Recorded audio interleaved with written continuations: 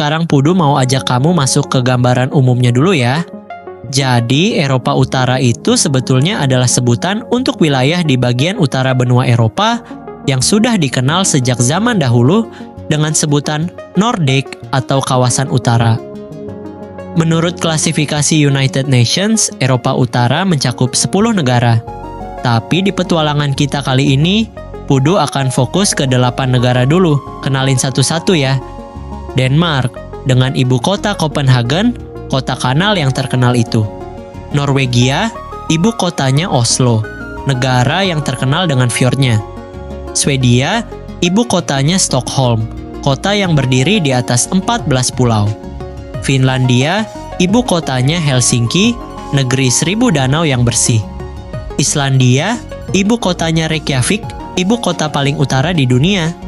Estonia, ibu kotanya Tallinn, negara paling digital di Eropa.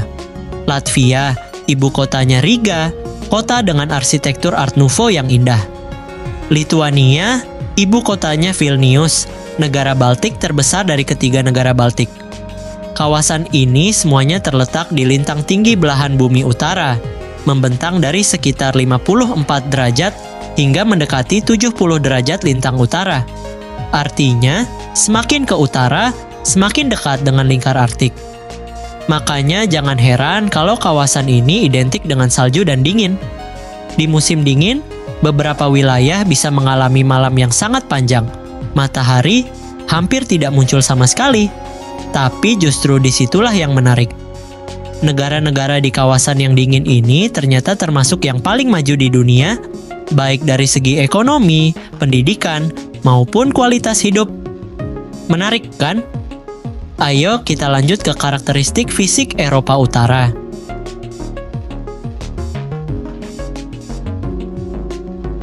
Wilayah ini membentang jauh di atas 54 derajat lintang utara, bahkan sebagian wilayahnya mendekati 70 derajat. Itu berarti sebagian kawasan ini berada dalam atau dekat lingkar Arktik, dan konsekuensinya sangat nyata dalam kehidupan sehari-hari. Di musim dingin, ada wilayah yang hampir tidak melihat matahari sama sekali. Gelap hampir seharian. Tapi di musim panas, terjadi fenomena yang disebut midnight sun, matahari hampir tidak tenggelam. Di Finlandia bagian utara, matahari tidak terbenam selama 73 hari berturut-turut. Di Islandia, sepertiga wilayahnya masuk lingkar Arktik. Sekarang kita lihat bentang alamnya. Di bagian barat, ada pegunungan Skandinavia yang membentang panjang dari Norwegia sampai ke Swedia dengan ketinggian yang bisa melampaui 2000 meter. Di zaman glasial, wilayah ini tertutup es yang sangat tebal. Ketika es itu perlahan bergerak dan mencair, ia mengukir lembah-lembah dalam berbentuk huruf U. Dan ketika laut masuk ke lembah-lembah itu, terbentuklah yang kita kenal sebagai fjord. Fjord Norwegia adalah tebing-tebing curam yang langsung jatuh ke laut. Airnya berwarna biru tua, tenang, dan sangat dalam. Itu bukan sekadar pemandangan indah. Itu adalah bukti nyata dari proses geologi yang berlangsung ribuan tahun. Sekarang kita pindah ke Finlandia dan Swedia bagian tengah. Di sini pemandangannya berbeda. Ribuan danau tersebar di mana-mana. Finlandia punya sekitar 187.000 danau dan 179.000 pulau.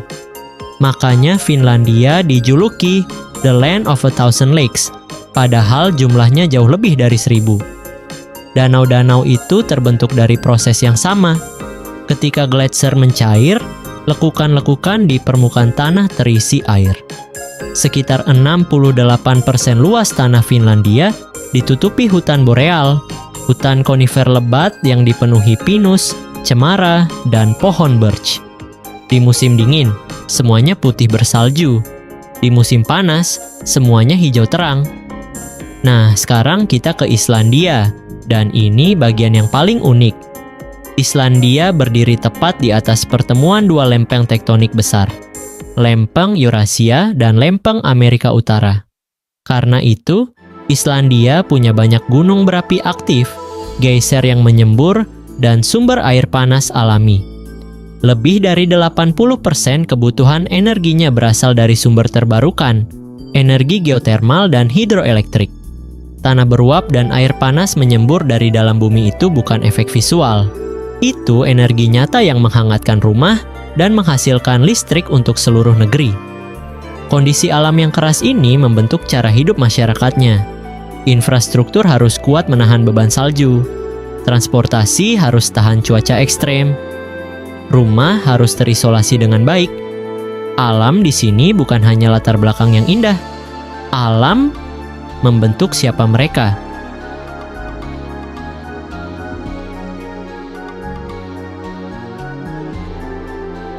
Sekarang kita masuk ke bagian yang menurut Pudu paling menarik, kehidupan manusianya. Kalau kamu berjalan di kota-kota Eropa Utara, Stockholm, Oslo, Helsinki, atau Copenhagen, kamu akan merasakan sesuatu yang berbeda. Kotanya modern, tapi tidak berlebihan. Bangunannya rapi dan fungsional. Jalur sepeda ada di hampir setiap sudut. Transportasi publik berjalan tepat waktu. Penduduknya tidak banyak dibandingkan negara-negara besar Eropa, tapi kualitas hidupnya termasuk tertinggi di dunia. Mari kita bicara soal pendidikan dulu. Di Finlandia, sistem pendidikannya punya pendekatan yang sangat berbeda. Tidak ada PR berlebihan untuk anak kecil. Tidak ada ujian nasional di usia dini. Anak baru mulai sekolah formal di usia 7 tahun, lebih lambat dari banyak negara lain, tapi dengan cara yang lebih santai dan lebih bermakna. Sekolah di Finlandia fokus pada kebahagiaan belajar, bukan pada nilai semata. Guru di Finlandia bukan sembarang profesi. Mereka dipilih sangat selektif dari lulusan terbaik, menjalani 5 tahun pendidikan khusus, dan setiap tahun harus terus memperbarui ilmu mengajar mereka. Profesi guru dihormati setara dengan dokter atau pengacara. Hasilnya, berdasarkan data PISA internasional, Finlandia menjadi satu-satunya negara di mana siswa punya kemampuan membaca yang tinggi sekaligus tingkat kepuasan hidup yang tinggi. Di Swedia dan Denmark, pendidikan tinggi tidak membebankan biaya besar. Di Denmark bahkan, mahasiswa penuh waktu mendapatkan tunjangan bulanan dari pemerintah, karena negara ingin rakyatnya bisa fokus belajar tanpa khawatir soal biaya. Sekarang soal kesehatan. Hampir semua negara di kawasan ini punya sistem kesehatan universal. Semua warga negara terlindungi, tidak peduli berapa penghasilannya. Di Norwegia, warga di bawah 16 tahun bisa mengakses layanan kesehatan sepenuhnya gratis. Pajak memang tinggi, tapi pajak itu kembali dalam bentuk pelayanan nyata. Soal kesetaraan gender, di sini bukan sekadar slogan. Islandia sudah lama menjadi negara dengan kesetaraan gender tertinggi di dunia. Cuti melahirkan berlaku tidak hanya untuk ibu, tapi juga untuk ayah. Keduanya berhak atas cuti yang signifikan. Perempuan punya kesempatan yang benar-benar setara di dunia kerja dan kehidupan sosial. Di Norwegia, pendapatan dari minyak tidak langsung dihabiskan. Mereka menyimpannya dalam Sovereign Wealth Fund, dana abadi yang diinvestasikan untuk generasi mendatang. Nilainya sudah melampaui $1 triliun. Itu cara berpikir jangka panjang yang sangat matang.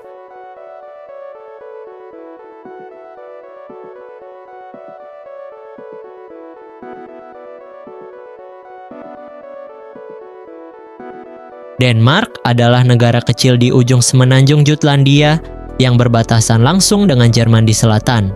Populasinya sekitar 5,9 juta jiwa. Harapan hidup di Denmark tinggi, rata-rata 82 tahun, dengan perempuan mencapai 83,9 tahun dan laki-laki 80,1 tahun.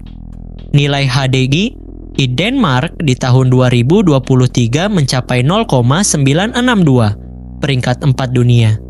Sejak 1990, HDI-nya naik sekitar 14%, dengan harapan hidup yang meningkat lebih dari 7 tahun. GNI per kapita naik 80,6% sejak 1990, hampir 2 kali lipat. Denmark menjalankan sistem welfare state yang komprehensif. Pemerintah membiayai pendidikan, kesehatan, jaminan pengangguran, tunjangan disabilitas, dan pensiun hari tua. Hampir 98% populasi dewasanya bisa membaca. Wajib belajar berlaku 9 tahun untuk anak usia 7-16 tahun. Pajaknya memang tinggi, tapi hasilnya pelayanan publik yang benar-benar nyata. Bahkan mahasiswa penuh waktu di Denmark berhak menerima tunjangan bulanan dari pemerintah. Denmark juga sudah menghasilkan hampir 40% listriknya dari energi terbarukan.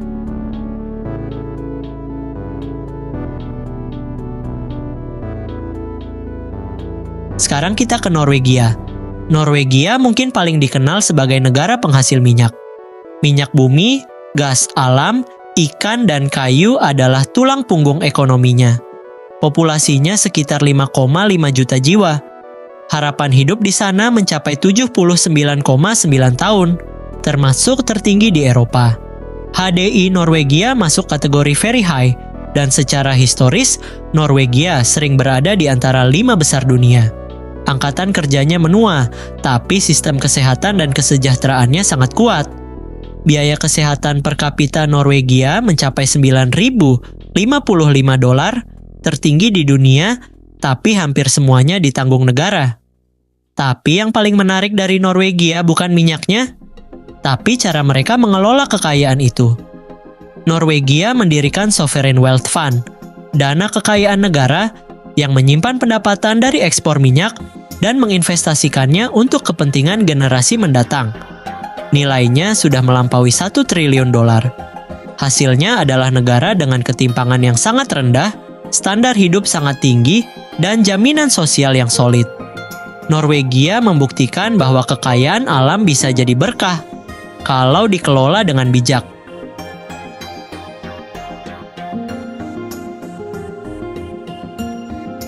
Swedia adalah monarki konstitusional yang terletak di semenanjung Skandinavia, berbagi perbatasan langsung dengan Norwegia di barat. Populasinya sekitar 10,5 juta jiwa, tersebar di wilayah yang luas dengan mayoritas tinggal di bagian selatan. Nilai HDI Swedia di tahun 2023 mencapai 0,959, menempatkannya di peringkat 5 dunia, kategori Very High Human Development. Sejak 1990, HDI-nya naik lebih dari 17%. Harapan hidup warganya meningkat hampir 6 tahun, dan pendapatan per kapita naik hampir 60%. Apa yang mendorong ini semua?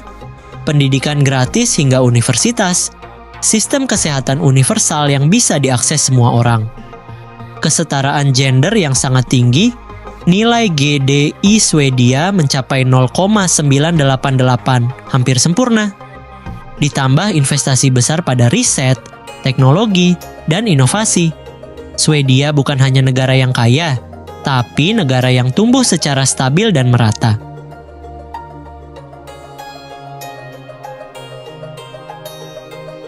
Sekarang kita bicara Finlandia, dan ini salah satu favorit Pudu. Finlandia terletak antara 60 hingga 70 derajat lintang utara, salah satu negara paling utara di bumi. Populasinya sekitar 5,6 juta jiwa.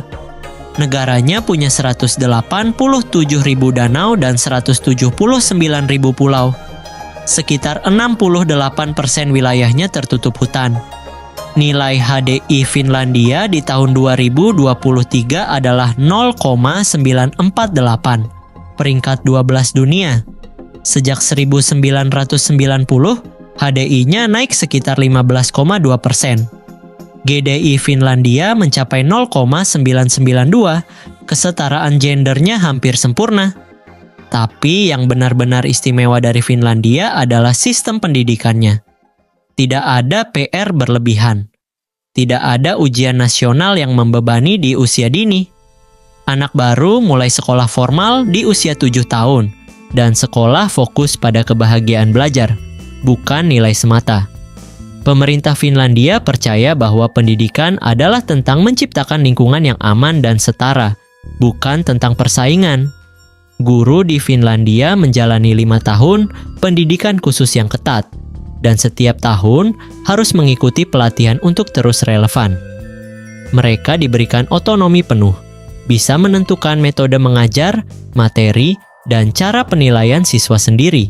Hasilnya, Berdasarkan PISA 2019, Finlandia adalah satu-satunya negara di mana siswa punya kemampuan membaca tinggi sekaligus kepuasan hidup yang tinggi.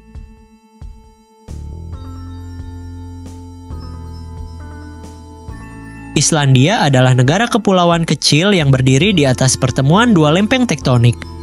Letaknya di Samudra Atlantik Utara, sekitar 970 km dari Norwegia. 11% wilayahnya tertutup es glasial. Populasinya hanya sekitar 387.000 jiwa, menjadikannya salah satu negara dengan populasi terkecil di Eropa. Tapi kemudian, lihat nilai HDI-nya. 0,972. Itu menempatkan Islandia di peringkat 1 dunia. Negara dengan 387.000 penduduk. Peringkat 1 dari semua negara di bumi. Sejak 1990, HDA Islandia naik 15,6%. Harapan hidup meningkat 5 tahun, rata-rata 83 tahun untuk pria dan 85 tahun untuk wanita. GNI per kapita meningkat hampir 77%. Bagaimana bisa? Energi Islandia hampir 100% dari sumber terbarukan, geotermal dan hidroelektrik. Sekolah gratis untuk semua warga hingga perguruan tinggi. Sistem kesehatan universal yang merata. Kesetaraan gender tertinggi di dunia, perempuan dan laki-laki punya peluang yang benar-benar setara di semua bidang. Islandia membuktikan bahwa ukuran sebuah negara tidak menentukan kualitas kehidupan di dalamnya. Negara kecil, kualitas nomor 1.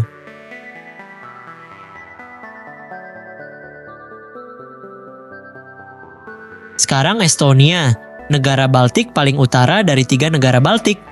Estonia terletak di tepi Laut Baltik, berbatasan dengan Finlandia di utara, dipisahkan hanya oleh Teluk Finlandia dan Rusia di timur. Populasinya sekitar 1,3 juta jiwa.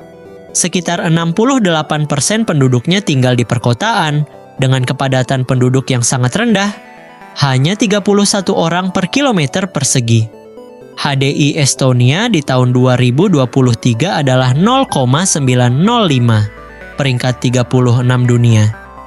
Tapi yang paling mengesankan adalah perjalanannya. Sejak 1990, HDI Estonia naik 22,6%, salah satu kenaikan tertinggi di kawasan. Dan GNI per kapitanya naik hampir 159%, pendapatan warganya naik hampir 3 kali lipat dalam 3 dekade. Apa yang mendorong pertumbuhan itu? Setelah merdeka dari Uni Soviet, pada 1991, Estonia memilih jalan yang berbeda. Mereka membangun seluruh sistem pemerintahannya berbasis teknologi digital dari awal. Hasilnya, hampir semua layanan pemerintah bisa diakses secara online. Estonia adalah satu-satunya negara di dunia yang sudah menerapkan voting elektronik secara nasional sejak lama.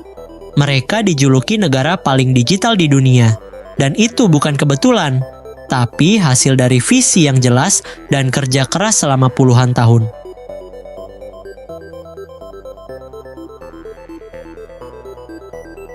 Lituania adalah yang terbesar dari 3 negara Baltik, baik dari segi luas wilayah maupun jumlah penduduk. Populasinya sekitar 2,8 juta jiwa. Ibu kotanya Vilnius, kota tua bersejarah yang kawasan Old Town-nya masuk dalam daftar warisan dunia UNESCO. HDI Lituania di tahun 2023 adalah 0,895, peringkat 39 dunia. Sejak 1990, HDI-nya naik lebih dari 20%. Harapan hidup meningkat hampir 5 tahun. Dan GNI per kapita meningkat 120%, lebih dari 2 kali lipat dalam 3 dekade. Lituania mengalami transformasi ekonomi yang luar biasa setelah bergabung dengan Uni Eropa pada 2004. Sektor teknologi informasi, industri pengolahan, dan jasa berkembang sangat pesat. Lituania bahkan menjadi negara pertama di Eropa yang mengeluarkan koin digital yang didukung bank sentral. Angkatan kerjanya berpendidikan tinggi, masyarakatnya punya etos kerja yang kuat, dan tingkat korupsinya yang rendah membuat Lituania menjadi salah satu perekonomian Baltik yang paling dinamis dan kompetitif. Latvia terletak di wilayah Baltik, berbatasan dengan Estonia di utara, Rusia dan Belarus di timur, dan Lituania di selatan. Populasinya sekitar 1,8 juta jiwa. Iklimnya dipengaruhi angin barat daya dari Atlantik, dengan musim panas yang sejuk dan musim dingin yang cukup dingin.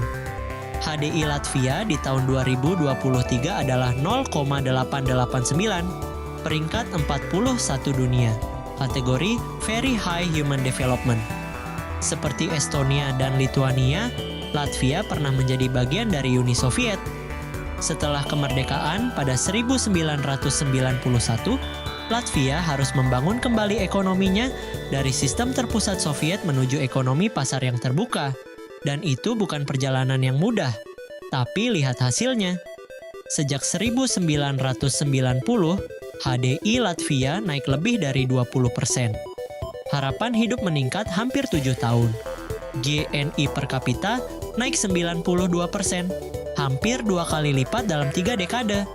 Latvia terus memperkuat dirinya lewat reformasi ekonomi dan integrasi ke dalam Uni Eropa sejak 2004. Riga, ibu kotanya, kini dikenal sebagai salah satu kota dengan arsitektur Art Nouveau paling indah di Eropa dan menjadi destinasi wisata yang semakin banyak dikunjungi.